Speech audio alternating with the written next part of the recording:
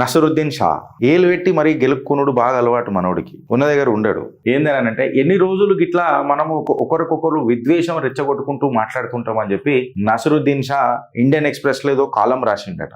ఓ పెద్ద పంచాయతీ అయింది. ఇక ఎట్లుంటది అంటే మనోడితో పంచాయతీ, ఎవడో పిలుస్తే ప్రాబ్లం మనతో, పిలవకపోతే ఒక ప్రాబ్లం మనం. వీళ్ళు అసలు ఎందుకుంటారా ఈ మేకప్ ఆర్టిస్టులు అనేది మళ్ళీ వెటేరియన్ యాక్టర్లు. స్టేట్మెంట్ ఆఫ్ నసరుద్దీన్ షా ఏం మాట్లాడిండు అని చెప్పి మాట్లాడితే ఇది ప్రతిసారి ఒక డిబేట్ కి దారి తీస్తుంది. మనోడు మాట్లాడిన తర్వాత దాని ఇంపాక్ట్ ఏముంటది సొసైటీలో, ఇన్ఫ్లుయెన్స్ ఏముంటది సొసైటీలో. పిలవకపోతే హేట్రేడ్ అని అనడం అనేది కరెక్టా ఫ్రెండ్స్? ఒక మాట అడుగుతున్నా, ఇది పబ్లిక్ క్రిటిసిజం కి దారి తీస్తుందా నేను అడుగుతున్నా. ఇక నాకు ఒక సెక్యూరిటీ కన్సర్న్ ఏడికేని వచ్చింది అని అంటున్నా. ఈయన సొసైటీ నుంచి మనం బహిష్కరణ చేసినామా?